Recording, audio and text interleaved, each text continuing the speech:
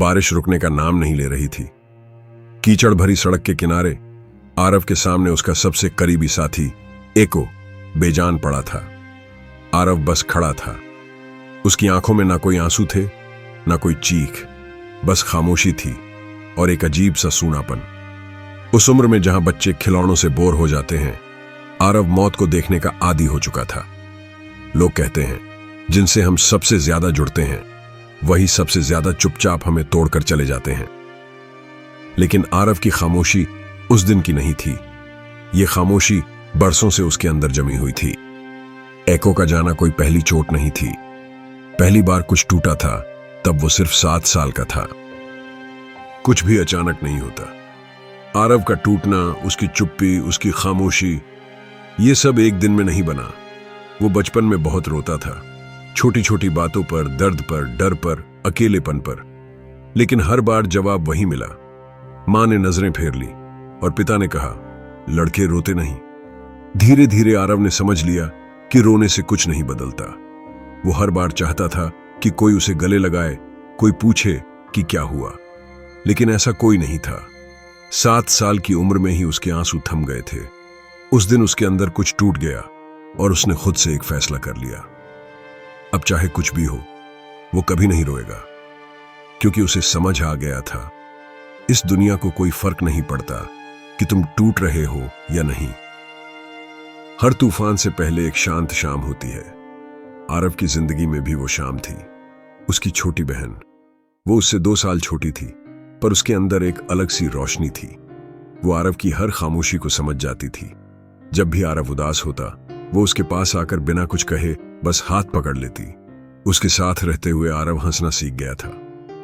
एक ऐसा हंसी जो दिल से निकलती थी, बिना किसी डर या दिखावे के। वो दोनों मिलकर ऐसी कहानियां बनाते थे जिनमें दुनिया की कोई तकलीफ नहीं होती थी। उन कुछ सालों में आरव बच्चा बन पाया था, पर कहानियां ज्यादा देर टिकती नहीं और आरव को नहीं पता था कि वो आखिरी बार हंस रहा है, आखिरी बार उसे देख रहा है। बीमारी धीमे धीमे उसके शरीर को खोखला कर रही थी। दवाइयां थम गई थीं, उम्मीदें भी। वो हंसती थी, फिर खांसती थी और फिर चुप हो गई। आरव कुछ नहीं कर पाया, बस बैठा रहा उसके पास, बिस्तर के किनारे। आखिरी सांसें लेने से पहले उसने आरव का हाथ थाम लिया था। उस एक पल में सब कुछ थम गया। घर के लोग रो रहे थे, चीखें थीं, अफसोस था, पर आरव बस चुप था। वो जानता था रो लेने से कोई वापस नहीं आता। उसे एहसास हो गया था कि आंसू किसी को जिंदा नहीं करते। उस दिन भी वो नहीं रोया। शाम को अकेले अपने कमरे में बैठकर उसने वो ड्राइंग निकाली जो उसकी बहन ने उसके लिए बनाई थी। एक छोटी सी तस्वीर जिसमें वो दोनों साथ मुस्कुरा रहे थे। आरव उस तस्वीर को देखता रहा देर तक, बिना किसी शब्द, बिना किसी आंसू के। तस्वीर अब भी रंगीन थी, लेकिन उसकी जिंदगी से वो रंग जा चुके थे। 3 साल बीत चुके थे। आरव अब बोलता था, चलता था, स्कूल जाता था, लेकिन दिल अब भी वैसा ही था, ठंडा, खाली, चुप। उसी खालीपन के बीच एक दिन उसके पीछे एक अजनबी परछाई चली आई। स्कूल से लौटते वक्त गली के मोड़ पर एक छोटा सा पतला सा कुत्ता उसके पीछे पीछे चलने लगा। उसके शरीर पर मिट्टी लगी थी, बाल उलझे हुए थे, आंखें थकी हुई थीं, पर उन आंखों में कुछ था जो आरव की आंखों से मिलती जुलती थी। आरव ने कोई दिलचस्पी नहीं दिखाई। वो तेज चलने लगा, फिर मुड़ा, लेकिन कुत्ता पीछे ही बना रहा। वो उसके घर तक चला आया बिना कोई आवाज किए। आरव ने उसे अंदर नहीं आने दिया, दरवाजा बंद कर लिया। शाम होते होते बारिश शुरू हो गई। आरव खिड़की के पास बैठा था। बाहर अंधेरा, हवा ठंडी। तभी उसकी नजर उस छोटे कुत्ते पर पड़ी। एको, वही गली का पतला कुत्ता, उसके घर के दरवाजे के पास बैठा भीग रहा था। वो कांप रहा था, लेकिन गया नहीं। आरव देर तक उसे देखता रहा। उसकी ममता नहीं जागी, ना ही कोई दया, बस एक खामोशी टूटी उसके अंदर की। पहली बार आरव ने दरवाजा खोला किसी को बुलाने के लिए नहीं, बल्कि उस खाली जगह को भरने के लिए जहां अब तक कोई था ही नहीं। उस रात पहली बार आरव ने किसी को अपने घर में आने दिया। एको अब भी भीग रहा था, थर थर कांप रहा था। आरव ने उसे अंदर बुलाया बिना कोई शब्द बोले। वो उसे तौलिए से पोंछता रहा, धीरे, प्यार से, जैसे पहली बार किसी को छूने का डर भी हो और जरूरत भी। फिर उसने रसोई से कुछ रोटियां निकालकर उसके सामने रखी। एको ने बिना आवाज किए खाना खा लिया। आरव ने कमरे के कोने में एक पुराना कंबल बिछाया और वहां एको को सुला दिया। उस रात आरव पहली बार किसी के साथ घर बांट रहा था। सुबह जब आरव उठा तो उसकी आदत के मुताबिक उसका एक मोजा गायब था। वो ढूंढने ही वाला था कि एको मुंह में वही मोजा लेकर उसके पास आया। छोटी सी चीज थी, पर आरव कुछ पल तक बस उसे देखता रहा। एको की मासूम आंखों में एक सच्चाई थी जो कहती थी कि शायद दुनिया पूरी तरह खाली नहीं है।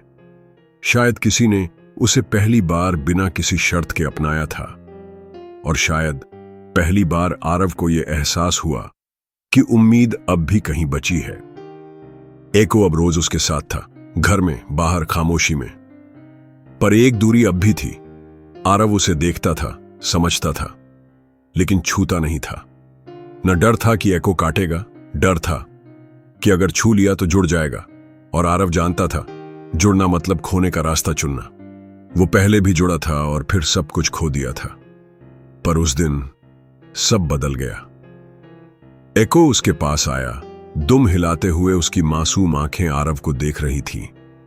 आरव बहुत देर तक उसे देखता रहा। फिर न जाने क्या हुआ, उसने हाथ बढ़ाया, धीरे से उसकी पीठ पर हाथ रखा, और उसी पल जैसे कोई पुरानी टूटी हुई चीज उसके भीतर जुड़ने लगी। जैसे एक बोझ जो बरसों से सीने पर दबा था, अचानक उतर गया। कोई जादू नहीं हुआ था, पर आरव को पहली बार ऐसा लगा जैसे सारी उदासी, अकेलापन और दर्द कुछ पल के लिए गायब हो गया। उसने बिना कुछ कहे एको के पास लेट गया। उसकी सांसों की गर्माहट में उसे शांति मिली, और बहुत वक्त बाद आरव उस रात सुकून की नींद सोया। शाम का वक्त था। आरव और एको कमरे में साथ बैठे थे। टीवी चल रहा था। आरव कुछ नहीं बोल रहा था, बस स्क्रीन पर देख रहा था। एको उसके पास बैठा था। टीवी पर अचानक एक आदमी आया, वो हीरो जो आरव को कभी पसंद नहीं था। एको ने स्क्रीन की तरफ देखा और अचानक भौंकना शुरू कर दिया। आरव चौंक गया। कुछ ही देर में आरव कमरे के एक कोने में गया, जहां एक पुराना जूता पड़ा था जो उसे हमेशा चुभता था। वो उसे फेंकने ही वाला था। एको भागा और उस जूते को जोर से धक्का देकर दूर कर दिया। आरव वहीं रुक गया। उसने कुछ नहीं कहा। एको ने भी कुछ नहीं मांगा। लग रहा था वो उन चीजों से लड़ता है जो आरव की मुस्कान छीन लेती हैं। हर शाम की तरह एको दरवाजे के पास खड़ा हुआ। आरव समझ गया वो फिर से बाहर जाना चाहता है। बारिश हो रही है, आरव ने धीरे से कहा, लेकिन एको फिर भी बाहर चला गया। वो रोज जाता था, गली का एक छोटा सा चक्कर लगाकर लौट आता था। आरव उसे जाते हुए देखता रहा, फिर वापस अपनी ख्यालों में खो गया। पर उस दिन एको वापस नहीं आया। 1 घंटा, 2 घंटे, आरव बेचैन हो उठा। वो पहली बार भागते हुए घर से निकला, पलकों में डर और दिल में कोई अजीब सी खामोशी। गली के मोड़ पर अंधेरे में वो कुछ देखता है। एको सड़क के किनारे पड़ा है, भीगा हुआ, कांपता हुआ, और उसकी मुंह से खून बह रहा है। उसकी सांसें हल्की थीं, बहुत हल्की।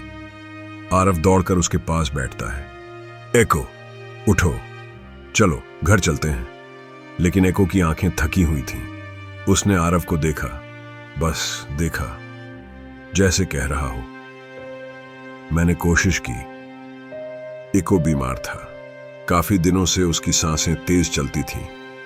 वो कम खाता था और ज्यादा थक जाता था। लेकिन आरव तो एक बच्चा था। उसे लगा शायद जानवर ऐसे ही होते हैं, ये तो सामान्य है। कभी कोई पालतू नहीं था उसके पास, एको ही पहला था। वो कैसे जानता कि एको बीमार है? आरव ने एको के निर्जीव शरीर को अपनी गोद में उठाया। उसके गाल एको के भीगे, थमे हुए बालों से सटे हुए थे। वो ना रोया, ना चीखा, बस थाम लिया, जैसे कोई आखिरी बार किसी को महसूस करता है। वो पीछे के खुले मैदान में गया, जहां घास अब भी बारिश से भीगी थी। एको को एक और सावधानी से रखा, फावड़ा उठाया और खुद जमीन खोदने लगा। हर बार फावड़ा मिट्टी में जाता, एको की यादें और गहरी होती जाती। और जब कब्र तैयार हो गई, आरव एको के पास गया, उसे आखिरी बार गले लगाया, जोर से, आखिरी बार। उसके कान में धीरे से कहा, अलविदा दोस्त, फिर मिलेंगे। फिर उसने उसे नीचे रखा और धीरे धीरे मिट्टी डालने लगा। बारिश अब भी गिर रही थी, पर एको कुछ नहीं महसूस कर रहा था। जब कब्र पूरी भर गई, आरव ने कुछ फूल वहां रखे और देर तक बस खड़ा रहा। कोई नहीं था वहां, ना कोई इंसान, ना कोई आवाज, बस एक लड़का और एक ताजा मिट्टी से बनी खामोशी। रात अब गहरी हो चुकी थी, बारिश अब भी गिर रही थी, जैसे आसमान भी एको के जाने का मातम मना रहा हो। कमरे में बस एक टेबल लैंप की हल्की रोशनी थी। आरव बैठा हुआ था, एको की पुरानी चादर के पास। वो कुछ नहीं बोल रहा था, बस हाथ में एको का कॉलर था। आरव ने उसे कसकर पकड़ा, फिर उस कॉलर को सीने से लगाकर फूट फूट कर रो पड़ा। उसे पता था रोने से एको वापस नहीं आएगा, पर एक सवाल उसके भीतर गूंज रहा था, अगर रोना कुछ नहीं बदलता तो क्या ना रोना कुछ बेहतर करता है? वो देर तक रोता रहा, फिर उसी कॉलर को पकड़कर धीरे धीरे वहीं फर्श पर सो गया। लोग कुछ भी कहें, पर कभी कभी रोना ही वो एक तरीका होता है जिससे हम खुद को टूटने से बचा लेते हैं। कभी कभी आंसू वो शब्द होते हैं जो दिल कह नहीं पाता, और शायद बस यही काफी होता है थोड़ा सा ठीक होने के लिए।